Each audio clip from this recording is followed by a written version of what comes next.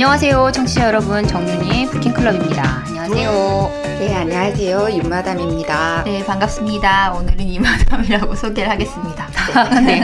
네, 뭐라 했더니 또. 네. 네, 오늘 저희 같이 읽고 이야기 나눌 책은, 네, 또 화제의 신작. 네, 최우성 작가가 지은 동화 경제사입니다. 제목이 참 재밌죠? 동화 경제사. 네. 우리가 어렸을 적에 많이 봤을 법한 동화들의 그러니까 맥락이라고 해야 되나요? 네. 좀 컨텍스트가 어떤 것들이 있었는지 보여주는 책이고, 관점을 자본주의라고 하는 데에다 좀 포커스를 맞춰서, 자본주의일 수도 있고요. 아니면 근대 급변했던 사회들에 대한 내용일 수도 있고요. 이제 그런 맥락에서 동화라는 게 뭐 불쑥 하늘에서 떨어지는 건 아니니까요. 네. 본 책이라고 보시면 될 것 같습니다. 책 소개는, 이 책은 제가 이양한테 부탁을 드릴게요. 이 동화 경제사 책은요, 동화에 대한 내용을 우리가 되게 그냥, 특히 한국에서 이런 동화가 소개됐을 때는 대부분 미화적으로 아주 아름답게, 그리고 권선징악 형식으로 소개가 되었는데, 그 동화가 쓰여진 시대, 그리고 그 동화에서 나오는 이야기들이 단순히 그렇게 아름다운 이야기는 아니다. 네. 그 시대를 좀 이해할 수 있게끔 네, 나온 책이고요. 되게 많은 게 있었어요. 그래서 네. 지금이라도 조금 다르게 들어오면 어떨까라는 생각이 조금 들었던 부분들이 있었고요. 그리고 읽으면서 이 책은 사실은 그냥 단순히 뭐 중고등학생들이 읽는다고 해서 이해가 되는 책은 아닌 것 같아요. 어느 정도 또 좀 사회에 돌아가는 것도 알고, 그 다음에 약간 좀 경영학이나 경제학 쪽의 공부를 좀 더 했으면 조금 더 공감하고 쉽게 이해할 수 있지 않을까라는 책입니다. 책은 저는 되게 재미있게 읽었고요. 네. 그리고 근데 참 아이러니하게도 여기 나온 동화들이 저희 중고등학교 때, 초등학교 때 필독 도서였던 것 같아요. 네, 그런 것 같아요. 제 경험상 제가 필독 도서를 안 읽은 사람은 아니고 필독 도서만 읽었기 때문에 그렇겠죠. 네, 그런데 이걸 정말 내가 어렸을 때 정말 학습의 도구로 이런 걸 읽었구나라는 생각이 들 정도로 기억이 하나도 안 나는 거예요. 그래서 이 책을 읽으면서 여기 나와 있는 동화책도 같이 읽으면 더 좋겠다라는 생각도 들었습니다. 네, 그럼요. 네. 이 책에서 소개하고 있는 동화들은 어쩌면 거의 다 보신 걸 거예요. 네, 아마 그럴 거예요. 피노키오의 모험도 그렇고 82간의 세계 일주는 안 보신 분이 있을 수도 있어요. 이거는 왜냐면 저희 어렸을 때 필독서는 아니었어요. 80일간의 세계 일주는 나중에 들어갔던 것 같아요. 그리고 성냥팔이 소녀는 애니메이션으로 보셨던 분이 더 많을 것 같고요. 책은 안 보셨더라도. 그리고 걸리버 여행기는 아마 책으로 많이들 보셨을 만한, 이거는 영어 책으로도 애들 많이 보더라고요. 보니까 그랬을 거고, 오즈의 마법사는 애니메이션이 됐던 동화책이 됐던 많이 봤을 것 같고요. 행복한 왕자는 아마도 안 읽은 사람이 있을 수도 있고 봤을 수도 있고, 이것도 그럴 것 같고, 밤비는 애니메이션으로 많이 봤을 것 같고요. 엄마 찾아 산말리는 저희가 TV 앞에 몽땅 모여서 봤을 법한, 이거는 그러니까 동화보다는 TV물로 보지 않았을까. 애니메이션 많아. 그게 좀 더 많지 않을까 싶고, 브레멘 음악대는 동화로도 많이 보셨을 때고, 꿀벌 마야의 모험도 동화로 더 많이 봤구나. 아니면 애니메이션 나왔죠. 플란다즈에게는 제가 정말 그럼요. 가슴이 무너지는 게 아니야. 미어지면서 봤던 지금도 잊지 못하는 제 유년기에 가장 아름다웠던 동화도 여기 소개가 됩니다. 네. 아까 제가 잠깐 설명드리면 우리나라로 바로 직수입됐으면 좋았을 법한 그 만화 중에 하나가 저는 플란더스의 개거든요. 저도 그래요. 저는 사실 몰랐거든요. 근데 이걸 읽으면서 이렇게 어느 날 거치고 오니까 이게 이렇게 많이 바뀌는구나. 참 안타까웠던 게 하나. 특히 이 꼭지. 일본을 거쳐서 이상해진 것들이 꽤 많죠. 꽤 많은 것 같은데 그중에 아마 대표적인 게 플란더스계가 아닐까 싶어요. 근데 한편 또 그런 생각도 드는 게, 제가 유년기에 플란더스계 생각해보면 네로와 아로아가 고나이였기 때문에 감정이입이 많이 됐던 것도 있기는 해요. 제가 어렸기 때문에. 근데 만약에 진짜 10대 후반의 아이들이었다면 조금 에로틱하게 읽히지 않았을까, 그런 생각도 살짝 들고. 근데 그럴 수 있잖아요, 나이대가. 그런데 이제 워낙 아가들, 짤짤망한 아가들로 나오니까. 그래서 더 안쓰럽고. 맞아요. 나 죽는 줄 알았어요. 플란더스계는. 그 어른들은 왜 이렇게 모질게 나오는지. 모질잖아요. 윤양은 아드님한테 모질고 계시고 모질다 머리가. 네, 모질이가 아니라 모질다의 한 표를. 네. 네. 자, 그러면 이제 책 이야기를 좀 넘어가 볼게요. 책을 네. 여기 나오는 동화를 다 얘기하기는 좀 시간이 걸릴 것 같고요. 네. 좀 더 인상 깊었고, 내 윤영기 읽었던 것들과 비교해서 네. 어떤 건 정말 몰랐었어. 뭐 이런 것들도 있고 그런 이야기를 한번 해볼까 합니다. 네, 윤양에게 멋진 기회를 먼저 드릴게요.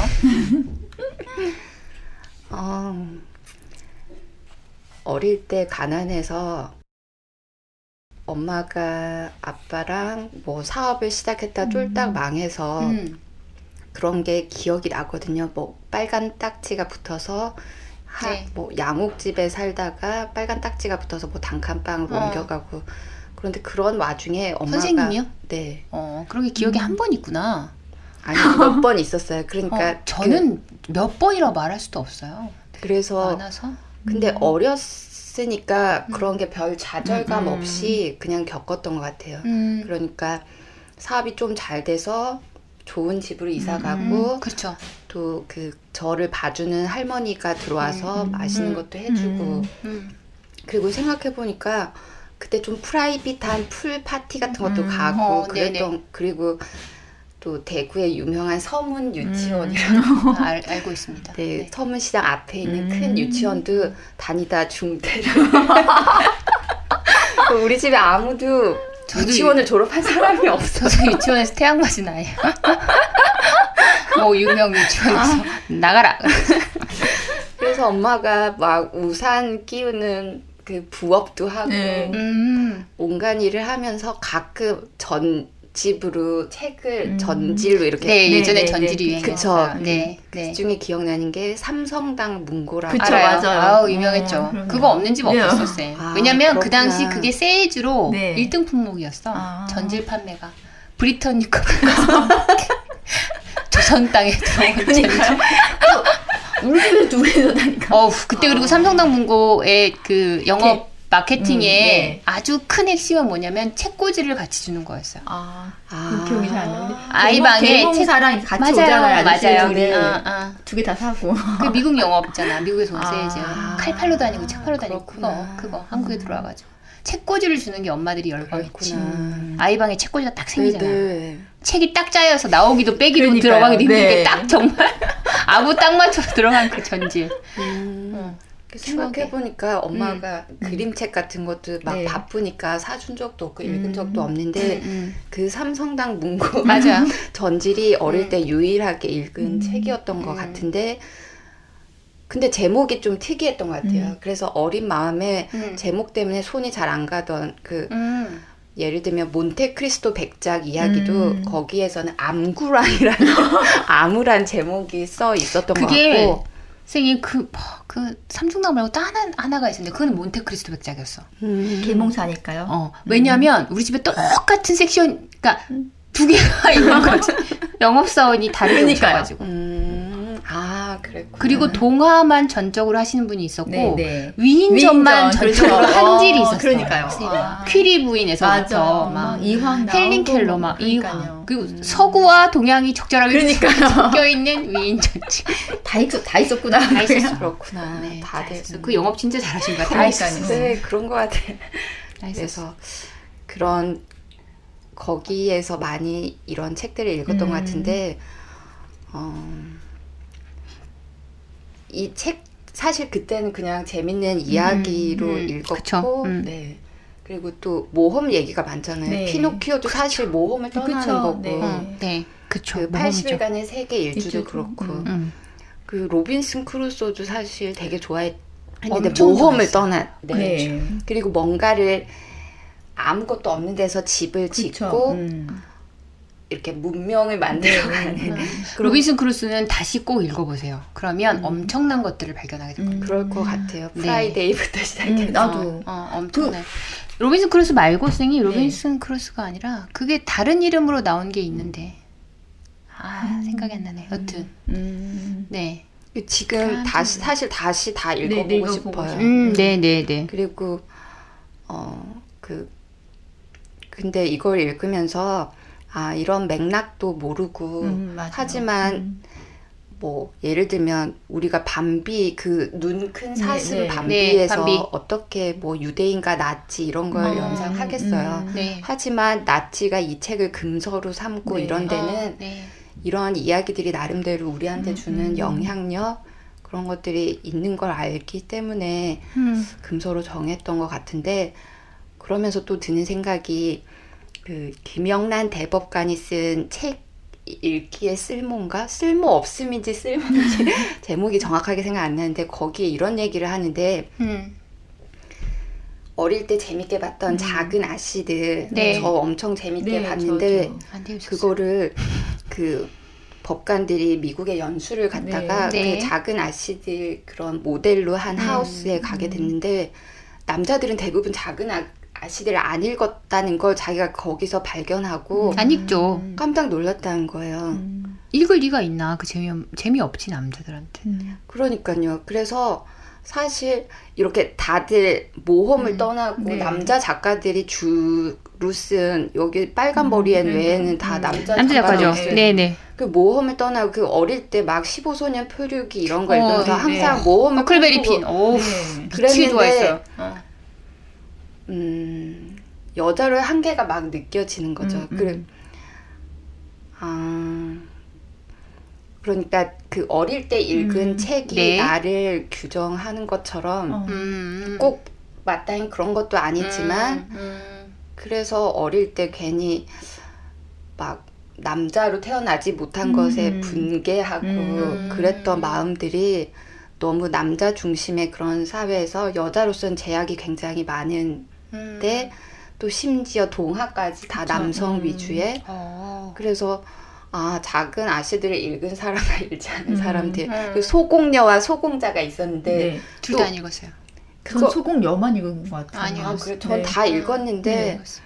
그때도 그 소공녀 읽으면서 좀 짜증이 나는데 왜 누가 구해주러 올 때까지 기다려야 되고 맨날 인형놀이 하고 그쵸. 있고 그런 게 싫었는데 동화가 주는 영향력이 이렇게 그럼요. 금서로 그렇죠. 지정할 만큼 큰데 그럼요. 우리한테 너무 권장도서로 네, 그냥 아무 생각 없이 그때는 이제 권장도서를 영업이 네. 네, 먹고 살아야 했으니까 이해를 하는 방향. 사실 이 동화들을 보면 그러니까 우리는 어렸을 때 대부분 텍스트만 보기 때문에 네. 컨텍스트를 못 봐요. 네, 그걸 네. 본다는 게 이상한 거지. 그렇죠. 사회상과 역사와 이런 걸 다 어떻게 아노. 당연히 못 보죠. 이제 그래서 다시 이걸 어른이 돼서 보니까 아이고 이런 게 있었구나. 뭐 이런 걸 알게 되는데 마찬가지로 우리나라의 동화를 외국 사람들이 봐도 네. 한국의 컨텍스트를 못 읽죠. 그쵸. 예를 들면 심청전을 생각해 네. 보자고요. 그러면 심청전은 인신매매 이야기잖아요. 그쵸. 정확하게 보면 네. 효가 강요되었고 네, 그게 그쵸. 딸이라고 하는 네, 가부장적인 네. 그 체계와 함께 인신매매가 횡행했던 시절에 음. 사람이 사람의 몸값을 받고 팔려나갈 수 있는 음. 그런 게 있지만 심청전을 만약에 다른 번역이 돼서 다른 사람들이 텍스트로만 본다면 네. 그냥 뭐랄까 효에 대한 이야기인 거죠. 그러니까 가족 간의 사랑, 네. 유대 또는 환상 같은 것들을 그쵸, 볼 수 있을 있는 수 왜 있겠죠. 수궁에 가니까 맞아요. 이쪽에 어. 우리 그 물의 왕자, 나라 맞아요. 같은 워터월드 같은 거잖아. 네, 네. 그러니까 그 컨텍스트를 읽을 수 없는 게 맞는 거죠. 우리가 밤비를 보면서 네. 그거를 읽어낼 수는 없어요. 조금 읽어낸다고 하면 인간이라는 존재가 갖고 있는 그 포악성, 환경에 대한 그 그러니까요. 정도를 읽으면 많이 읽어내는 거지 읽어낼 수 없지만 이제 우리가 이제 이 정도가 돼서 다시 보면 이 모든 것들이 다시 재밌게 읽힐 수 있는 거죠. 특히나 재밌었던 동화가 뭐가 있을까요? 이 마담은. 좀 이거는 좀 동화요? 설명해주고 싶다. 아니면 내용 중에서. 내용 중에서? 저는 성냥 팔던 고사리 손 이거 있잖아요. 네. 성냥 팔이 소녀가 보면서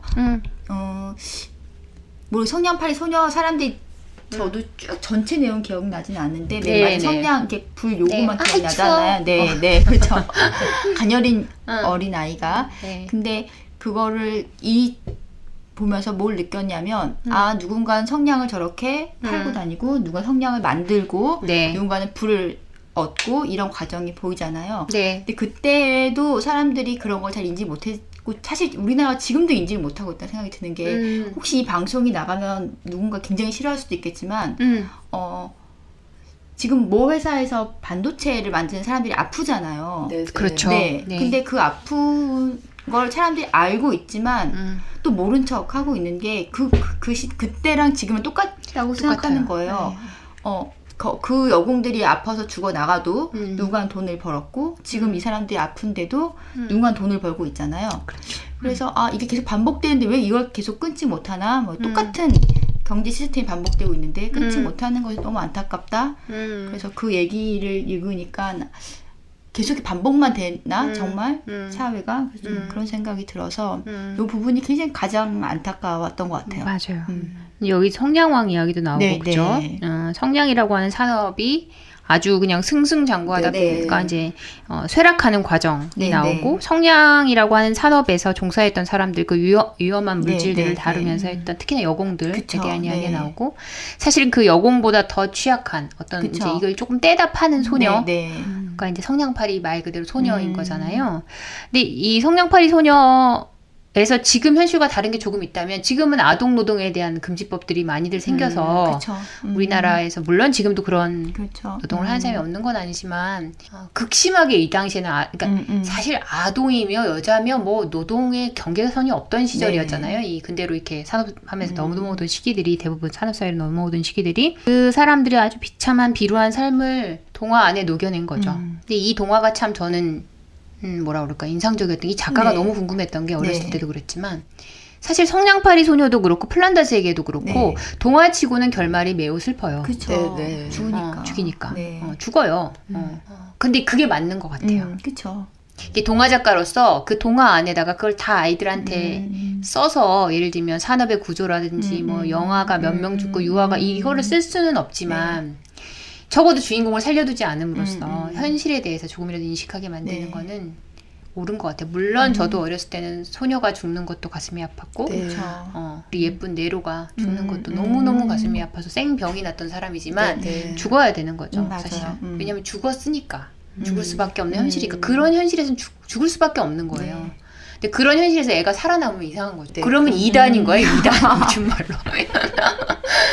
그런 생각이 들었습니다. 선생님은 성냥팔이 소녀였고요. 또 윤마다님은 어떤? 전 이 중에 제일 좋아하고 지금도 좋아하는 게 80일간의 세계 일주.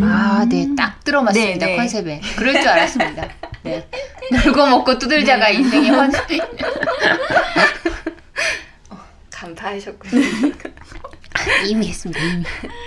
근데 책으로 읽을 때 이 주인공 포그 씨 말고 프랑스 살아있는 사람 프랑스 파스파르트인지 그 사람이 책에서 굉장히 재밌게 묘사됐던 그 사람의 심리를 따라가면서 주인이 굉장히 칼 같고 그래서 자기는 이렇게 안정적이고 안정적인 삶 그리고 규칙적인 삶을 추구하게 돼서 다행이다라고 생각하자마자 가방을 싸라.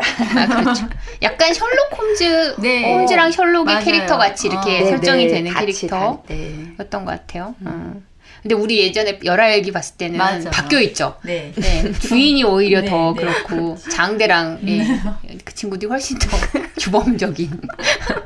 근데 그렇게 이렇게 쌍으로 나오는 그런 것들이 많은 것 같아요. 여튼 그 에피소드가 좋았어요. 그 중간에 어드벤처 나오는 부분. 근데 이제 이 80일간의 세계 일주를 보면서 우리가 엄청 좋아졌잖아요. 가고 싶은데 사실 돈만 있고 시간만 있으면 갈 수 있는 시절이 다 됐으니까.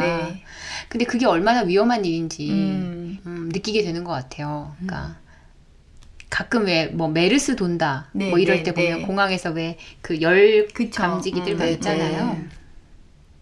세상이 열려있는 만큼 자유도 오고 가지만 모든 것도 다 오고 가는 시절인 거죠. 그래서 이게 세상을 좁혀놓은 것이 과연 인간이라고 하는 종한테 인류에게 행운이었나? 라는 생각도 들어요.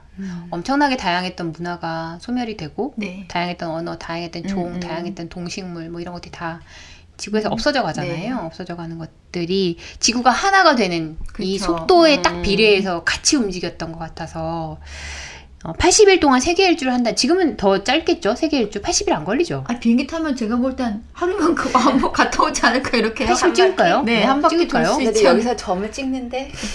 우리도 점을 찍어야 되나요? 그럼 공항별로 트렌짓 하면 되지. 그러니까 그렇게 하면 그러니까 절대 80일 안쪽에 끊을 것 같아요. 얼마인지는 모르겠는데 일주일 정도면 끊지 않을까 싶거든요. 세계를. 그러니까 일주일 정도 만약 끊는다 모르겠습니다. 얼마나 걸리겠지 모르겠지만 하여간 80일 안쪽에 끊는다 치면 그 정도로 위험도 확산되는 속도가 그렇죠, 빨라진 거죠. 맞아요. 그 정도로.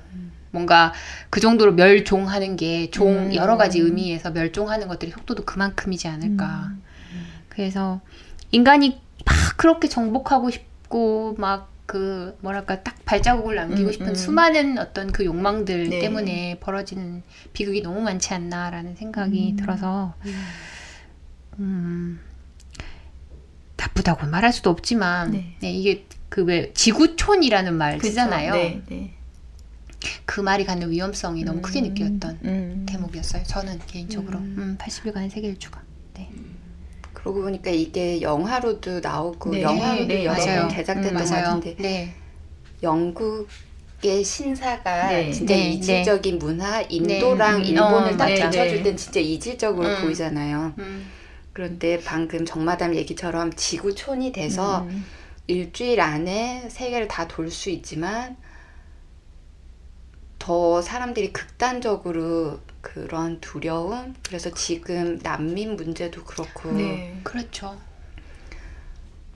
그런 이질적인 것에 대한 두려움은 해소가 안 되고 오히려 더 커진 것 같아요. 우리 심지어 오지 여행을 일부러 가기도 하면서 또 그런 이질적인 문화가 내가 있는 공간에 들어오는 건 굉장히 꺼려하고 싫어하고 그리고 뭐 질병의 문제도 그렇고 뭐 나쁜 영향, 좋은 영향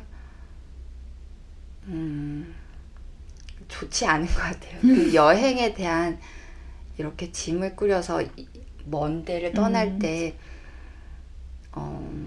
교통편 이렇게 한참을 걸려서 가고 일요일엔 동주 영화를 봤는데 거기도 그 간도 지방에서 경성으로 올 때 이렇게 기차를 한참 타고 그런 것들이 뭐 비행기 한 번 타고 뭐 갈아타고 하면 금방 도착하는 그런 것들이 낭만도 없어졌지만 또 너무 대중화가 돼버려서 지구 곳곳에 쓰레기만 만들고 다니는 뭐 필멸할 거니까요. 늘 주장하는 바. 뭐 그런 어디까지 하나 보자 뭐 이런 마음이 들기도 하지만 사실은 문명이라고 하는 게 문명의 혜택 우리가 얼마나 많이 받나요? 당연하죠. 그거를 무시할 수는 없어요. 선생님들하고 저는 옷을 만들어서 입지도 않고요. 사서 입으면 그만이고 이 뭐 엄청나죠. 근데 그럼에도 불구하고 참 어두운 면이 많은 것 같아요. 그 이면이 너무 많아서 그래서 빛이 더 아름다워 보이는지는 모르겠습니다만은 그런 생각이 많이 들었고요. 저는 여기서 좋아하는 동화가 3개예요. 여기 나와 있는 것 중에는 걸리버 여행기, 오즈의 마법사, 플란다스에게였고요. 오즈의 마법사는 너무너무 좋아했던. 네, 저도 엄청 좋아했어요. 어마어마하게 좋아했던. 저는 심지어 구두를 샀어요. 은으로 된 걸 사셨습니까? 아니죠. 이렇게 뭐라 그러죠? 은이 반짝반짝 이렇게 빛나는 구두. 그러셨구나. 나 그때 그 구두를 엄마가 사달라고 했지 이런 생각이 딱 들더라고요. 근데 이거 왜 저희 수업 시간에도 그때 잠깐 그 재무 수업 시간에도 이 얘기 했었어요. 오지 마법사. 은구두. 근본이 이제 얘기하면서 잠깐 언급하셨어요. 오지의 마법사의 도로시가 신었던 신발은 은구두였다라고 하는 얘기 하잖아요. 네네. 그 은으로 된 길을 따라가면서 그런데 약간 헷갈렸던 게 큰애가 그 학교에서 오지의 마법사의 마법사를 한 적이 있는데 그때 마녀가 그 집에 깔려 죽는 마녀가 있고 마지막에 물을 끼얹어서 녹는 마녀가 있고 근데 그때 제 내리를 스쳐가는 게 빨간 구두인 거예요. 그래서 어떤 마녀가 빨간 구두지 하고 다시 기억을 떠올려 봤더니 그 서울 시립대에 가면 오지의 마법사 마녀라고 해서 이제 마녀가 돌에 깔려 있어 이렇게 마녀 그 줄무늬 스타킹에 빨간 구두를 신고 있는 게 있는데 그래서 찾아봤더니 원작은 은구두인데 영화에서 그때가 칼라 TV 칼라 영화가 막 나오던 시기라서 빨간색으로 바꿨다는 거예요. 아니 안 되지 않아요? 그러면? 그래서 분노하셨죠. 그러니까요. 그러니까 은구두보다 브레튼 우즈 체제 얘기할 때 대부분 은색으로 난 노란 길, 뭐 아니 은길, 그거를 표현하는데 이제 헷갈렸던 거죠. 영화에서 빨간 구두로 바꾸는 빨간 구두도 기억이 났던 것 같아요. 그래요? 근데 이제 이 책 동화 경제사를 읽으면서 은구두였구나. 네. 그걸 나는 그 영화를 못 봤구나. 빨간 구두를 본 적이 없네요. 그래, 생각해 보니까 동화로만 봤나 보네요.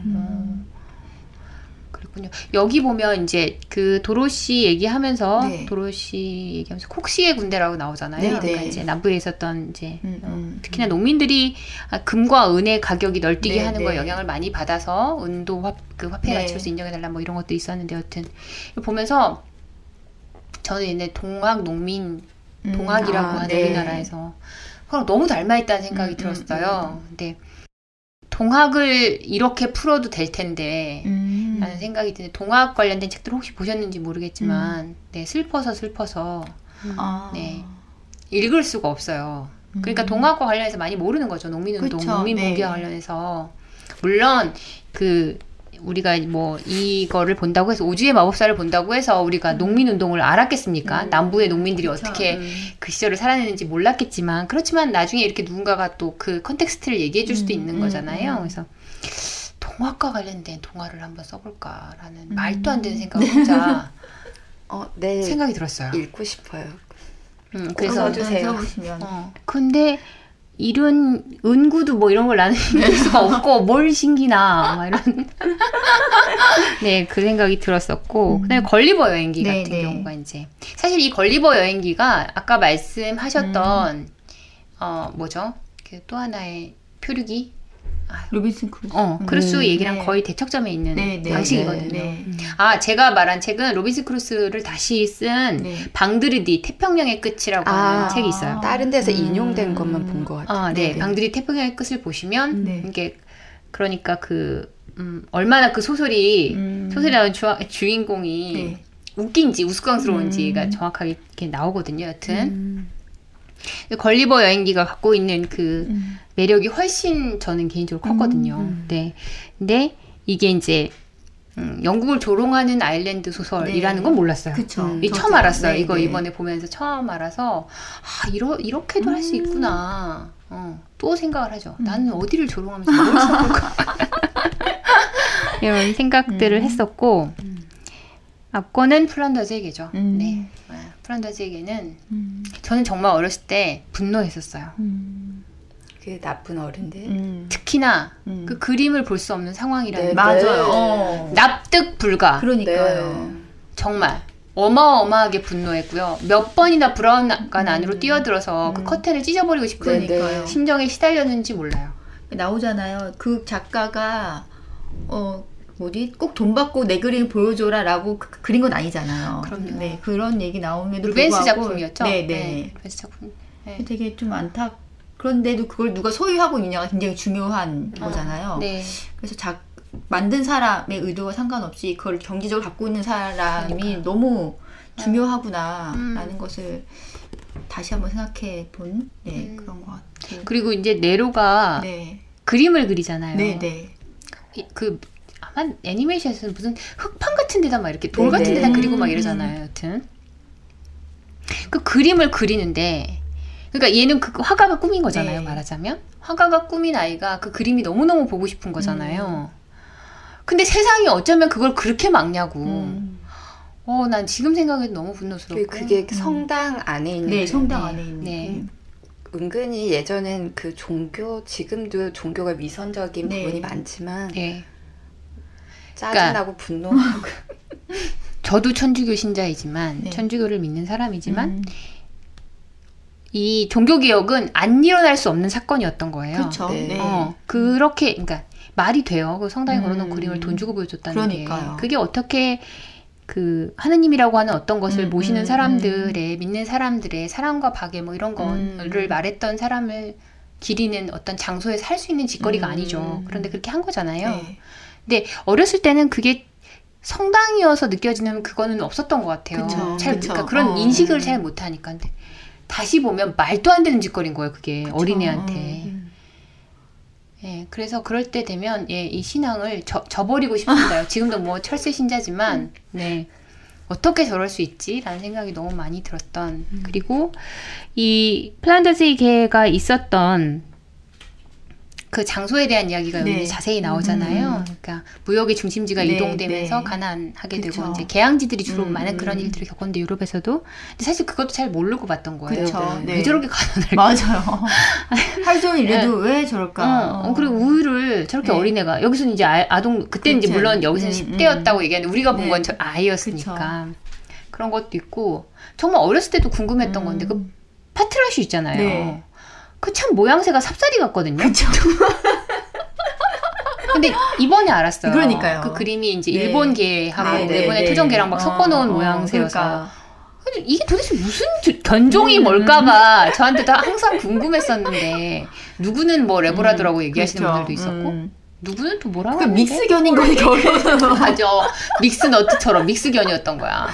세상에 있지도 않은 그냥 믹스견은 아는. 그 진짜 파트라슈는 독특한 개인 거죠. 있지도 없는 어디에도 없는 어디에다 있고 뭐 이런 그런 개였는데 네로와 파트라슈의 관계라는 게 거의 뭐랄까 가족보다 더한 그런 관계였잖아요. 그래서 전 어렸을 때 이거 하고 나의 라임 오렌지 나무에서 나무와 아가의 관계하고 거의 동격으로 느껴져서 하여튼 너무 나를 많이 울렸던 동화라서 다시 보면서 얼마나 또 그러면서 이제 거기가 가난할 수밖에 없었던 이유가 이거였구나. 무역의 중심이 옮겨가면서 이렇게 됐구나라는 것도 알게 되고 그 하층민들이 살아갔던 방식에 대해서도 알게 되고 이러니까 이 동화가 전하려고 하는 메시지가 훨씬 많았구나 라는 생각도 들고 아까 이마담이 얘기했던 것처럼 좀 안 거치고 들어왔으면 좀 더 좋았을 텐데 라는 생각도 참 많이 들었던 동화였습니다. 네. 어디 한 구석 마음 편하게 읽히지 않는 책이에요. 이것도. 다 불편하고. 네. 유년의 모든 기억을 뭔가 리셋해야 되는 상황들이 많아서.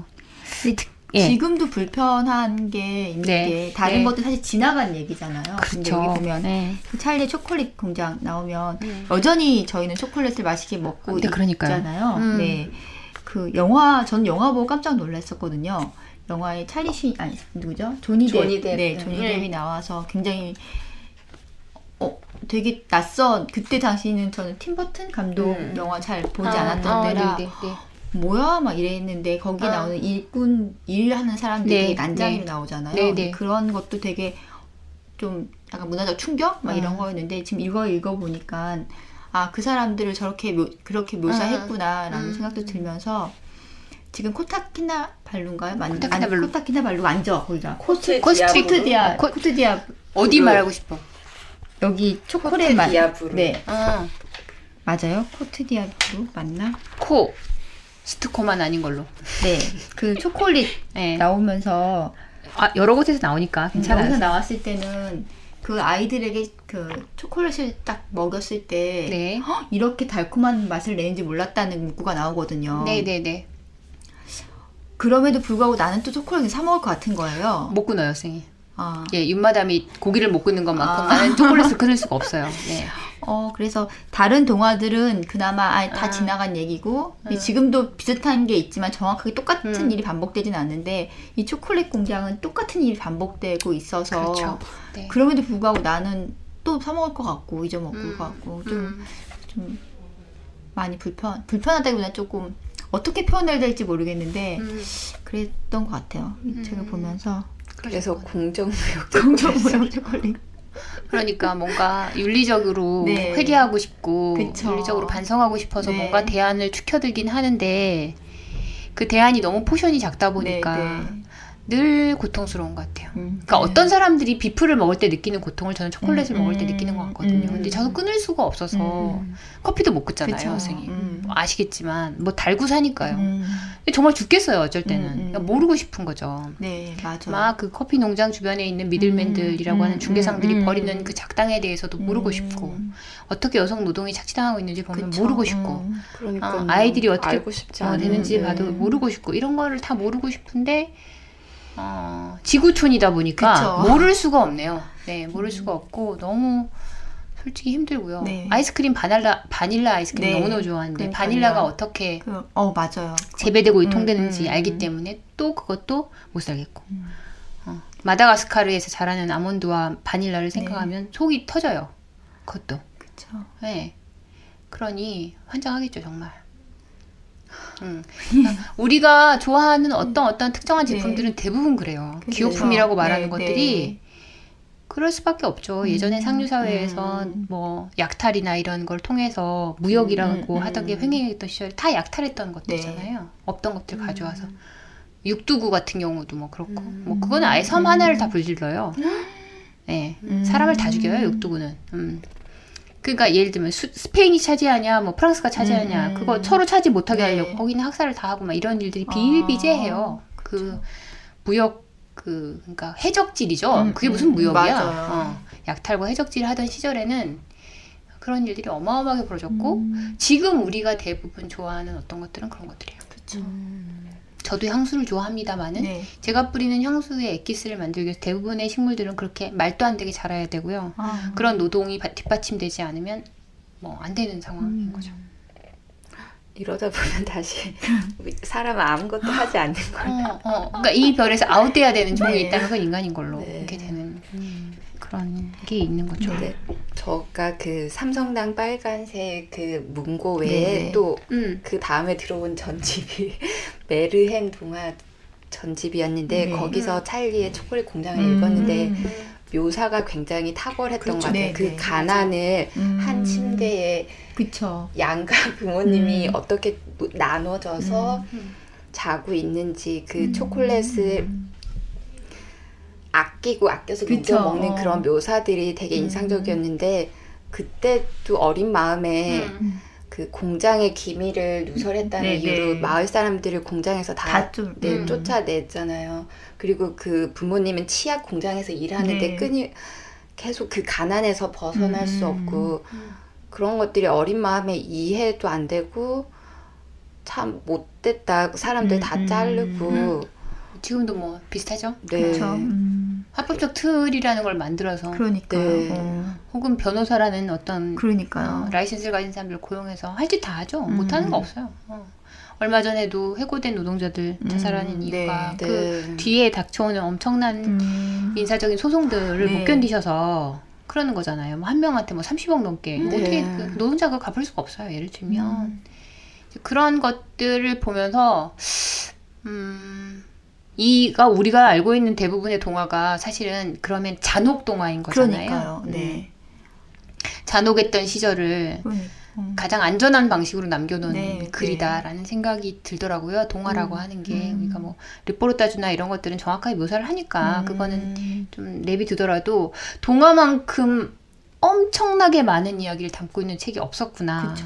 근데 이거를 남기고 싶어서 이렇게 뭔가 검열을 해서 네. 알아주기를 바라면서 남겼던 건 아닐까 동화 작가들이라는 생각마저 들었어요. 이거를 보면서. 근데 우리 모든 책이나 뭐 드라마 다 보면 시대를 반영하잖아요. 네. 그래서 네. 동화도 시대를 반영하는 그쵸. 게 맞고 그래야 네. 조금 더 이해도가 있고 네. 근데 그 시대를 반영하는 게 생각했던 것보다 더 많은 걸 담고 있어서 사실 깜짝 놀랐고요. 맞아요. 네. 저희 로빈슨 크루소 이거 옛날 읽었던 그러니까 대충 이런 내용이었지라고 생각하면서 보고 있는데 얼마 전에 마션이라는 영화를 봤거든요. 네네. 그러면 마션이 로빈슨 크루소랑 뭐가 다르지? 근데 저 마션 보면서 가장 불편했던 점은 그 남자 주인공이 그 화성에다가 네. 감자를 심어요. 네, 맞아요. 그래서 자기가 자기 영상을 찍으면서 네. 뭐 식민지는 그 나라에 가서 자기가 처음 뭐 작물을 재배하면 그 자기 땅이다. 그래서 이 화성은 뭐 아메리카 식민지라고 그랬어요. 자기 식민지라고 했지. 그런 식의 표현을 하거든요. 근데 웃기고 있다 생각을 했었는데 여기 똑같잖아요. 자기가 왕이고 거기서 누군가 왔을 때는 또 누구를 그래서 사람이 심리가 원래 이런 건지 아니면 그겠죠. 사람의 심리가 원래 그런 거겠죠. 개간이라고 하는 거 자체도 사실은 굉장히 재밌는 표현인 거죠. 자연은 이미 자연으로서 기능하고 있는데 우리는 그걸 개간했다라고 그쵸. 하잖아요. 그리고 개간한 사람이 그 땅의 주인이 우리 예전에 그랬으니까 지금은 이제 사고팔라서 그쵸. 주인이 바뀌지만 그게 인간의 기본적인 메커니즘인 것 같아요. 그런가요? 그래서 여기 읽으면서 이게 이걸 발전한 게 마션이구나. 그럼요. 이제는 화성으로 가는구나. 아주 그러니까 뭐라 그럴까 아주 재미나고 유쾌한 장치가 많은 식민지주의를 퍼뜨린 영화라고 얘기한 사람들도 있어요. 아 진짜 그런 것 같아요.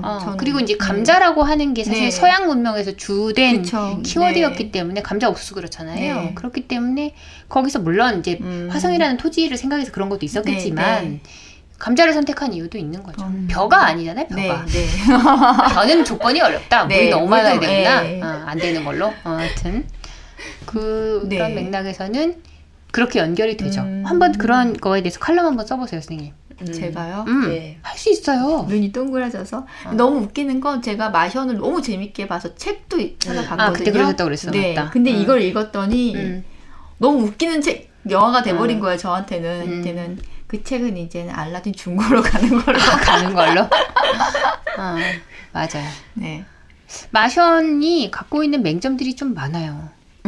마션이 갖고 있는 논리들 중에 조금 이상한 것들이 많기도 하고 여튼 거기 생존자가 남자라는 것도 예를 들면 페미니즘 하시는 분들 입장에서는 불쾌할 수 있어요. 아니 근데 나는 그 우주선의 대장이 이름이 제시카 차스테인 맞죠?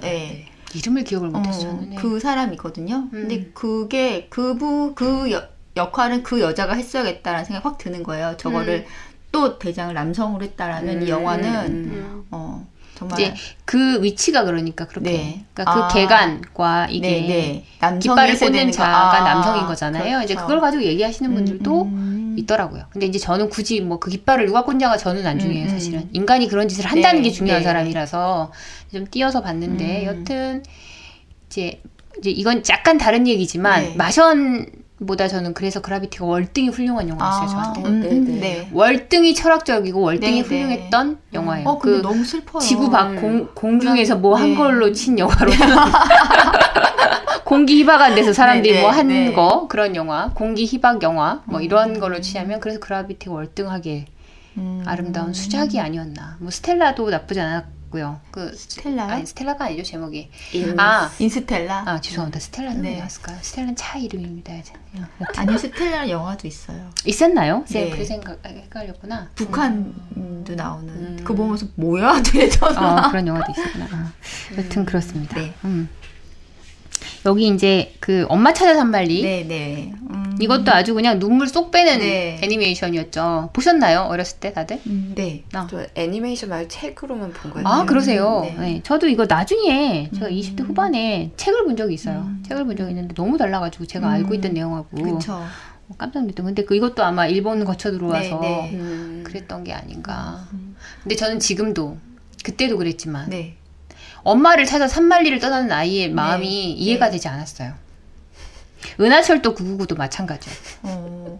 저 은하철도 999 안 봤어요. 나는 일요일 아침이면 항상 그 두 사람이 이해가 안 됐어 어렸을 때. 철수와 메텔. 미미엔다 메텔. 철수와 미미는 밴 그런 그룹 있지 않아요? 혼성 듀오? 있어요. 미에. 미에. 철수와 미에였구나. 어렸을 때 난 좀 무서웠던 것 같아. 메텔이 아니면 철수가 둘 다. 저는 기차 기차 사장 아저씨가 세상 제일 무서웠어요. 그 아저씨도 무서웠고 항상 철수가 위험합니다 막 이러면서 빨리 떠나야 되는데 기차는 제일 무서웠어 나는. 깜짝 놀라게 무서웠어.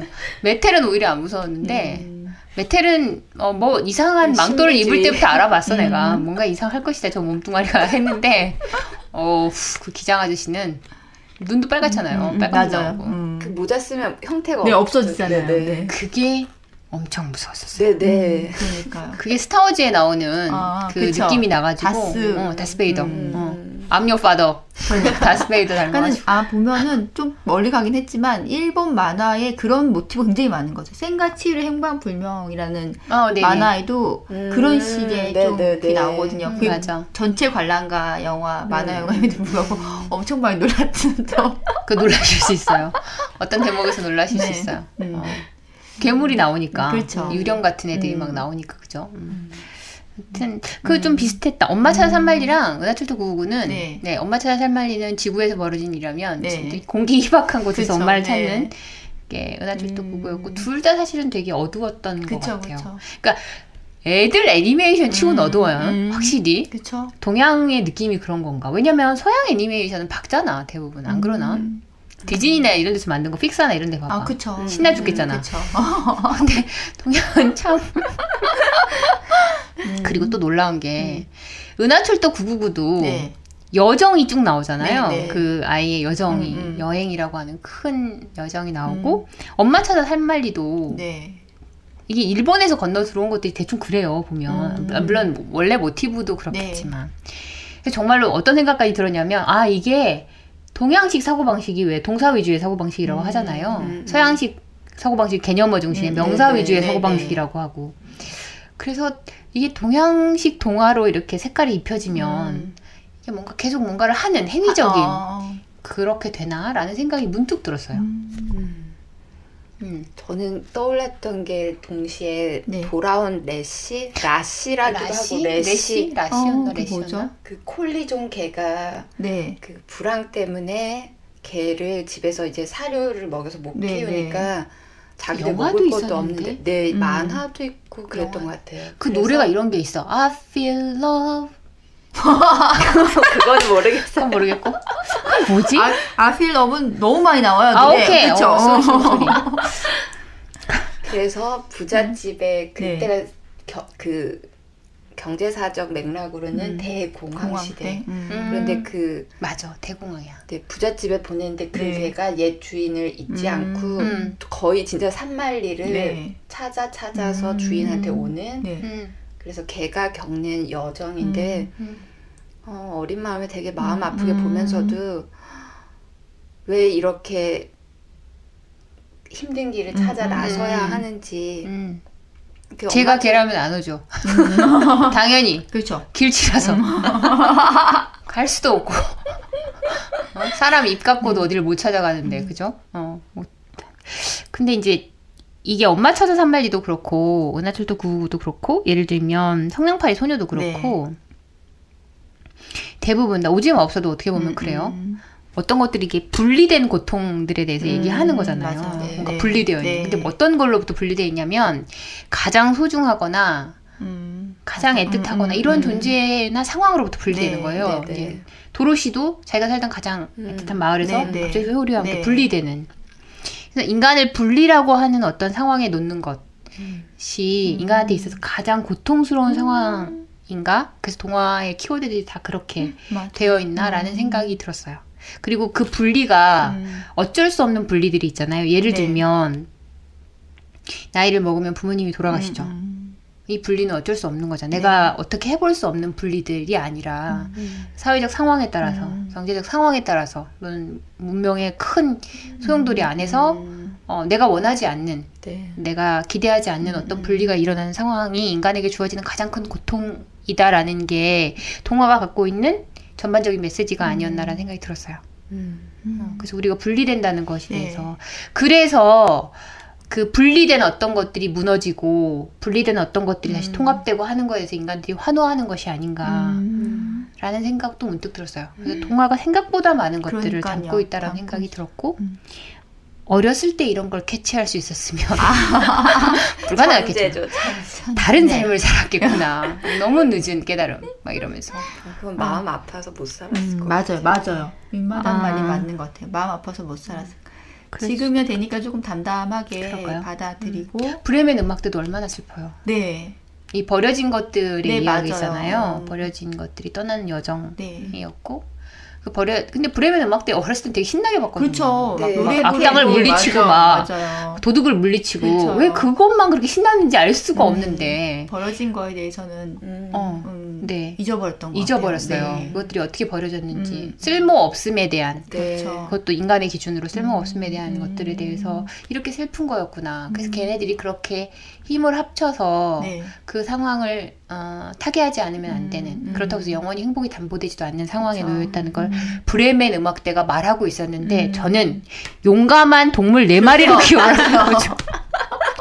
브레이브로 기억을 하는 거죠. 세상에 브레멘을. 갑자기 드는 생각이 토이스토리도 보면 약간 비슷한 것 네. 같아요. 지금 드는 맞아요. 생각이 장난감이 벌어지잖아요. 이제 동물은 아니지만 그렇죠. 네, 그렇죠. 거기에서 이제는 그러니까 그 쓰레기통에 가지 않으려고 탈출하는 장면들이 갑자기 생각이 나서 고통스러워서 네 보면 그런 걸 또 있고 또 그냥 또 아니 또 그 토이스토리가 버리는 거에 대한 걸 잊어버리고 마냥 재밌는 걸로 기억하잖아요. 맞아요. 네. 그래서 요즘 만화도 참 담고 있는 게 많구나라는 생각이 지금 또 드는 것 같아요. 그래서 이 동화나 뭐 애니메이션이나 네, 뭐가 네. 됐던 간에 작가들이 숨겨놓은 장치가 의외로 많은데 아는 사람한테만 보이는 그쵸. 거죠.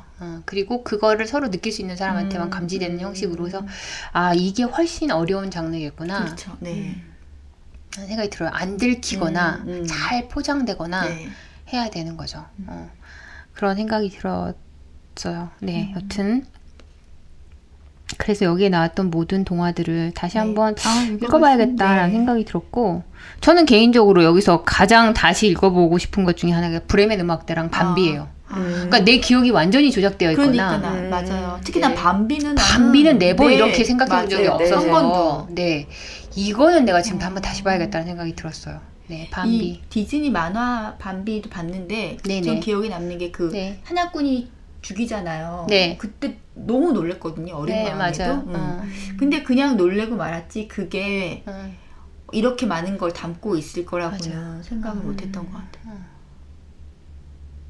되게 엄청 숙연해지는 동화 중에 하나가 밤비. 밤비는 밤비도 아니고 밤비 막 이러면서 네, 꿀벌 마야의 모험은 이거는 별로 제가 이렇게 재밌지 않았던 모양이에요. 재밌지 않았던 모양이어서 이건 그런데 하여튼 브레멘 음악대는 정말 완벽하게 제가 잘못 기억하고 있더라고요. 전 진짜 브레이브맨으로 기억하고 있더라고. 저도 그렇게 기억하는 것 같아요. 나 진짜. 그래서 웜에 이런 생각이 들었던 그런 재미나게 읽었던 책입니다. 자, 이제 좀 인상 깊었던 대목, 문장들이 있었으면 얘기를 좀 해주실까요? 아까 윤양이 저한테 살짝 시키지 말라고 그랬는데 그래도 네. 이런 부분들을 한번 다른 사람들도 눈여겨보면 좋겠다 라고 했던 부분 있으시면 네. 제가 먼저 하면 저는 그 성냥팔이 소녀가 아직도 제일 기억에 남아서 거기서 이런 얘기가 나오거든요. 이제 가난은 오롯이 제 잘못이자 책임일 뿐이라고 세상은 내용하게 가르쳤다. 가난을 벗어나는 일 역시 오로지 개인의 몫이었다. 맨발의 어린 소녀가 헐벗은 옷차림으로 거리에 성냥을 팔아야 했던 것처럼 이런 말이 나오면서 그 앞단에 뭐가 나오냐면 그 가난을 바라보는 시각과 빈민 구제 패러다임이 근본적으로 바뀌었대요. 이때부터 과거 전통 사회에서는 가난은 게으름 탓이기보다는 자연재해 등 외적 요인에 의해 피치 못할 결과라는 의식이 강했는데 어느 순간 산업혁명이 되면서 성실성의 문제로 이게 바뀌어져 버려서 너 성실하지 못해서 가난한 거야 이런 게 너무 지금 팽배해 있잖아요. 여전히 있는데 지금 우리 사회를 보면 그 사람이 성실하지 않다고 해서 가난한 게 아니거든요. 그럼요. 정말로. 네, 그럼요. 얼마 전에 무슨 이렇게 리포트를 보다가 우리나라 서울 시내 평균 아파트 가격이 뭐 8억 얼마래요. 뭐요? 네. 그러면 누군가가 난 정말 성실하게 일해서 내 인생 통틀어 만약에 아무것도 없는 상태에 출발해서 제로에서 시작하면 못 사요. 성실함을 갖고 못 사는 힘들어요. 거거든요. 힘들어요. 네, 가난을 벗어날 수가 없는. 그러면 제도적으로 다 같이 살 수 있는 뭔가를 마련해 줘야 되는데 여전히 개인의 책임을 돌리고 있진 않나. 그러네요. 그래서 여전히 반복되고 있는 것 같아서 너무 저는 사실 이게 너무 안타까웠어요. 이 성냥팔이 소녀 이쪽이. 생긴 것도 성냥팔이 소녀처럼 아직도 저 나이를 먹어도 눈은 항상 그렁그렁 하시고 여리여리 하시고 네, 그러셨군요. 네. 시키지 말라고 그랬으니까 패스해드릴까요? 아니면 네. 네, 아니 문장으로는 네. 네. 아니면 그냥 내용만 해주셔도 돼요. 네, 굳이. 네. 그 오스카 와일드의 행복한 왕자 이야기. 네. 네.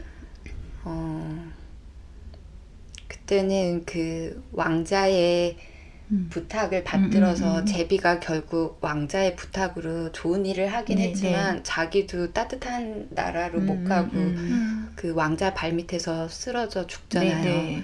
그래서 어린 마음에 그게 되게 가슴 아팠는데 이게 그때 빅토리아 시대의 그 비참한 영국의 현실 그걸 얘기하면서 그냥 공부하면서 알게 됐던 그 뭐 구민법 이런 것들이 생각나더라고요. 그리고 교양과 문화라는 게 정말 뭘까? 저는 측은지심이 사람들 마음에 항상 있어서 플란더스의 개도 그렇고 그렇게 못된 어른이 이해가 안 됐는데 내 앞에서 누군가 밥을 못 먹고 있는데 거기 같이 나눠주지는 못할 망정 그렇게 가혹하게 대하는 게 이해가 안 됐는데 그러니까 여기서 행복한 왕자 이야기를 하면서 베품이라는 게 문화처럼 있는 사람들한테 이런 베품을 해야 된다고 설파했다는 게 사람이 그런가? 이렇게 의문이 드는 지점이었어요. 그러니까, 어떻게 그런가? 네, 그러니까 내 눈앞에 누가 밥을 못 먹으면 당연히 같이 나눠 먹고 근데 그거를 인지하지 못하고 있으니까 나눠주는 거야. 나누는 게 좋은 거야. 이거를 알아서 그때부터 있는 사람들한테 자선이라는 게 유행처럼 퍼졌다는 게 그러니까 왜 그 전에는 그런 생각을 못했는지 모르겠다고 그 말씀이신 거죠? 네. 인지하지 못하면 못하죠. 그러니까 다른 존재라 생각하는 것 같아요. 그것도 그렇고 가만히 생각해 보시면 아이들 키워오셨으니까 더 잘 아시겠지만 나눠 먹으라는 말 엄마가 가르쳐요. 그쵸. 가르쳐요. 친구랑 이거 나눠 먹어. 엄마들이 하는 아주 좋은 말 중에 하나죠. 또는 언니 오빠랑 같이 나눠 먹어. 또는 엄마를 한 입만 줄래? 라고 하는. 그러니까 나누다라는 거는 가르쳐지는 거예요. 인간의 본성 안에 없는 걸 수도 있어요. 그럴 수도 있겠다 생각이 근데 그거를 왜 엄마들이 의식적으로 무의식적으로 가르치냐면 그 인간이 그 점에서는 좀 현명하다고 판단이 되는데 없다는 걸 알기 때문이 아닐까라는 생각이 들어요. 엄마들이 하는 말 중에 굉장히 중요한 말인 거죠. 나눠 먹으라는 말. 친구랑 같이 놀아. 뭐 장난감 있으면 친구도 놀게 해줘. 라고 하는 말들을 왜 하냐면 아이는 그걸 몰라요. 잘 안 해요. 몰라요. 인간이 그런 존재인 거죠. 그래서 다시 돌아가면 사회적으로 규범이 중요하다. 우리가 교양이라고 하는 게 왜 중요하냐면 그렇게 인지돼야 되는 것들도 있는 거죠.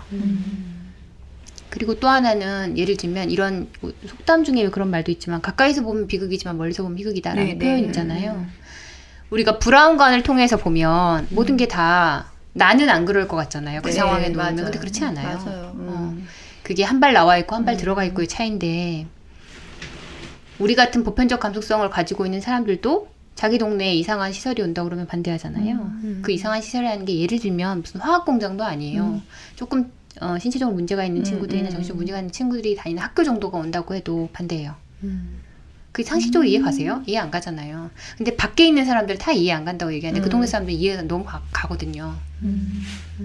그래서 그 문제가 당면한 문제이냐 아니면 한 발 건너 있는 문제에 따라서 매우 달라질 수도 있는 거죠.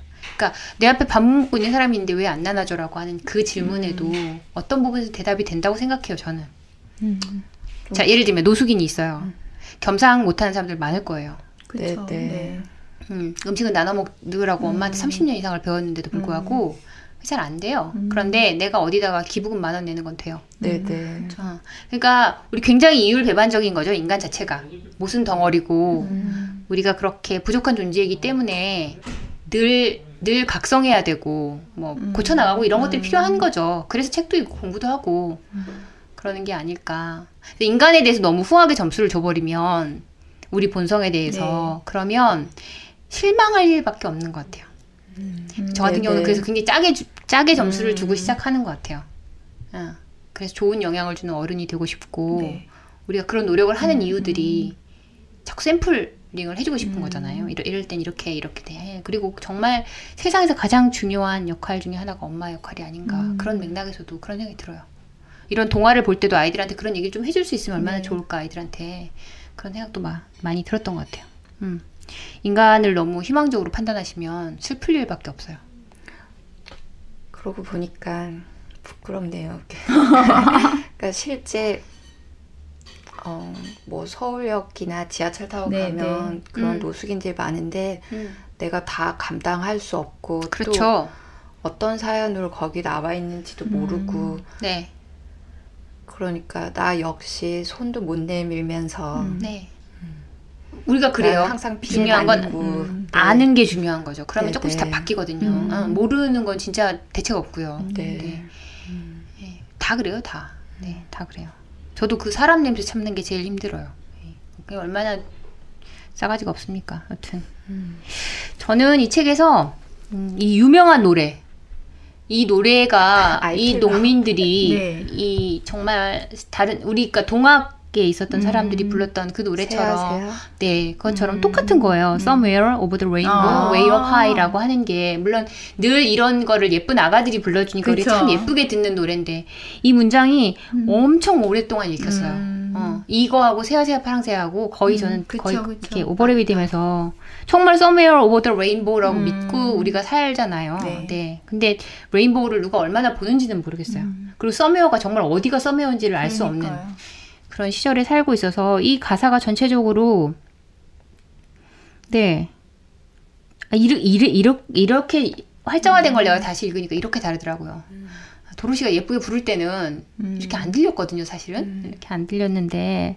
그리고 여기 룰러바이라는 말이 나와요. 자장가에서 들었던 룰러바이라고 하는 이 말이 새삼 슬프게 들려서 이 단어가 우리가 자장가에서만 들었던 그런 거, 그런 것도 생각이 났고, 그 다음에 왜 어렸을 때 불렀던 그런 동요 중에 뭐 엄마가 그 뭐 섬그늘에 뭐 하고 뭐 가고 오마지게 슬픈 노래 그 자장가처럼 들렸던 그 노래들 안에 들어있던 의미들이 뭐였을까 다시 한번 이런 생각이 들더라고요. 엄마는 왜 가고 꽃가시는 남고 늘 애는 기다리고 혼자 있고 그랬을까라고 하는 그리고 늘 우리는 어딘가에 다른 세상이 있을 거라고 희구했을까라고 하는 생각들 그리고 도대체 이렇게 지구촌이 되었고 화성까지 가는 시절에 그 썸웨어는 어디에 있는 걸까? 라는 생각이 들어서 이 노래가 저한테 이렇게 읽히는 날이 있는 건 처음 알았어요. 네, 그래서 이 가사를 몇 번을 봤는지 몰라요. 심지어 막 여기 보면 Somewhere over the rainbow, skies are blue라는 말도 나와요. 이런 데가 어디 있을까요?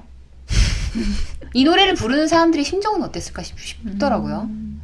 도매운과 백두산에 가끔 불러도 울컥한데 그런 생각이 들어서 한번 다시 한번 봐볼까? 우주의 마법사를 이라는 생각도 들었습니다. 네. 다시 못 보겠더라고요. 이제는 못 보겠네. 지루해서? 영화가 그렇더라고요. 영화가 그럴 수 있어요. 그럴 수 있고 사자가 너무 더워 보여요. 영화에서 사자 분장이 요즘 같으면 좀 다르게 쓸래나 엄청 더워 보여요. 그 스타워즈의 걔 누구지? 추바카인가? 네. 추바카 맞나요? 아니 뭐지? 추바카 맞는 거 같아요. 걔 엄청 더워 보여. 나 스타워즈 볼 때마다 가장 고통스러웠던 게 그 친구 보는 거였거든요. 그 담요 같은 엄마. 제가 스타워즈 잘 안 봤지만 알아요 누군지. 말하는지 아시죠? 그거랑 오지의 마법사 사자랑 더워 보여가지고 내가 정말 엄청 고통스러웠던. 그렇습니다. 얘기를 하면 한도 끝도 없을 것 같고요. 하여튼 재밌게 잘 읽었던 책입니다. 그래서 한 줄로 좀 요약을 해주시고 별점을 주시는 걸로 마무리를 하도록 하겠습니다. 네. 이거는 윤마담 먼저 시킬게요. 네. 동화라서 그리고 몰랐던 경제사랑 연결되니까 마음 아프고 왜 몰랐을까 그런 반성도 있었지만 어린 시절의 동화로 확 끌어당기는 그래서 재밌게 읽었던 진짜 어릴 때 봤던 모여라 꿈동산 그리고 EBS 명작 뭐 이런 걸 다 소환시킨 책인 것 같아요. 맞아요. 별점 주셔야죠. 별점. 다들 읽어봤으면 좋겠어요. 4점? 네, 알겠습니다. 저는 동화 경제사라고 해서 동화에 나와 있는 되게 동화를 되게 재밌게 풀어 낼 수도 있었겠다라는 생각이 들지만 절대 그런 책은 아니어서 네. 저는 지금 우리 시대를 좀 고민하고 있는 사람들이 읽으면 어떻게 보면 좀 시시할 수 있겠다. 아니 고민하고 고민을 많이 했던 사람들이 읽으면 시시할 수 있겠다 싶고요. 그럼 지금 조금 우리 사회가 조금 변화했으면 좋겠다라고 생각을 막 하는 사람들이 읽으면 좀 좋지 않을까라는 생각이 들어서 단순히 동화의 그런 아름다운 면은 없고 동화가 우리에게 생각할 거리를 많이 주는 그런 책인데 그걸 또 경제사적으로 풀었다라고 얘기해주고 싶고요. 저는 3.5점 줄게요. 네. 많이들 안 읽으실 것 같아서. 이것도? 네. 저는 갑자기 생각났는데 네. 정마담이 이 시대의 동화를 써주면 참 좋겠다. 네. 맞아요. 라는 생각이 들었어요. 죄송합니다. 능력이 안 돼서 열정은 있건만. 네. 그래서 저는 그 윤마다님의 큰 아드님이 부럽습니다. 저에겐 그런 맹목이 없어서 열정과 맹목이 다 없어서 열정은 살짝 있나? 그렇습니다. 이 책을 한 줄로 요약하라고 그러면 19금 동화사 정도가 되지 않을까. 그래서 오히려 자라는 아가들은 우리가 읽었을 때처럼 읽었으면 좋겠고요. 네, 맞아요. 그 시절엔 그게 또 필요한 것 같고요. 네. 19세가 지난 사람들은 과거를 한번 복귀하면서 추억을 회상하면서 그리고 그 동화 안에 녹아있던 사회와 지금 사회가 얼마나 다른지 우리가 현재 발딛고 있는 사회가 얼마나 그로부터 멀리 떨어져 왔고 정말 레인보우를 볼 수 있는 사회인지 한번 생각해보면 어떨까라는 생각이 들어서 한 줄 평은 19금 동화사로 하고 많은 분들이 좀 읽어봤으면 좋겠어요. 네, 다른 의도에서가 아니라 우리가 동화를 몰라서가 아니라 정말 우리에게 그런 곳이 있는지 그런 땅이 우리의 유토피아는 어떤 곳인지를 생각해 볼 수 있게 하지 않을까라는 맥락에서 저도 4점 좋습니다. 네, 참 재밌는 얘기 할 줄 알았는데 그죠? 네, 또 이렇게 조금 씁쓸하게 마감을 했습니다. 네, 오늘 마무리는 그래도 살짝 하려고 합니다. 네, 이야기가 조금 어두워져서 조금 밝게 끝내볼까 하는 의미에서요. 한여름이잖아요. 지금 이제 한여름으로 시작되는 길목, 우리 장마도 끝나고 뭐 여튼 그런 길목에서 아주 맛있는 여름 과일 혹은 뭐 여름 과일 먹는 법 뭐 이런 거 하나만 추천해 주시면 어떨까요? 향도 좋고. 복숭아요. 가장 비싼 과일 고를 줄 알았습니다. 하지만 복숭아를 냉장고에 넣으면 안 된다는 거. 그렇죠. 냉장고 보관하시면 안 됩니다. 복숭아는. 네. 저도 복숭아를 되게 좋아하거든요. 근데 저는 근데 시원한 복숭아가 좋아서 딱딱한 거 있잖아요. 네, 딱딱한 거. 백도? 네. 물어봐야 돼요. 딱딱한지 안 딱딱한지 물어봐서 아주 딱딱한 복숭아를 진짜 먹는 사람이 있구나. 네. 전 정말 좋아해요. 전 정말 우리 할머니 표현에 의하면 늙은이 백가죽 같은 복숭아만 좋아한다고 어렸을 때 손을 누르면 이렇게 딱 쏙 들어갈 정도로 그냥 껍질 이렇게 벗겨지는 거요. 질질질 흐르는 상태. 맞아, 복숭아는 좀 깨끗하게 먹지는 못해요. 그렇죠. 더럽다 그렇게 더러울 수가 없다며 우리 할머니가 저를 앉혀놓고 어찌 그래 더럽게 먹냐며. 늙은이 백가죽 아직도 기억납니다. 네, 그런 복숭아 좋아합니다. 전 딱딱한 거. 딱딱한 복숭아 추천하셨고 여기는 그럼 황도 추천하셨나요? 백도 중에서 물렁물렁 하겠어요. 그거는 맛은 덜 들고 상한 복숭아. 근데 복숭아 냉장고에 넣으면 안 된다고 하는데 1시간 정도 넣어서 먹으면 되게 맛있어요. 잠깐 넣었다가 식혔다가 엄청 좋아해요. 그러시구나. 네. 저는 흔하고 흔한 과일 여름에 수박 추천합니다. 네. 수박이 종류가 여러 가지가 있잖아요. 요즘에 진짜 많더라고요. 종류 많아요. 엄청 많은데 색깔로 수박의 겉면 또 다르고 또 그 수박의 뭐라 그래 질감도 다르고 막 이런 것들이 많은데요. 수박은 뭐니 해도 대한민국에서 으뜸 수박은 무등산 수박이죠. 근데 무등산 수박은 지금 안 나와요. 무등산 수박은 8월 말에서 9월 초에 나와요. 그러니까 여름이 다 끝나고 가을로 넘어간 초입에 나오는데요. 그러니까 지금은 못 먹죠. 아쉽지만 지금 못 먹지만 무등산 수박이 그때 나오는 이유가 있거든요. 여름을 다 견뎌야 돼요, 그 수박은. 그러니까 여름에 햇살을 온전히 다 받아내야만 그렇게 익어요.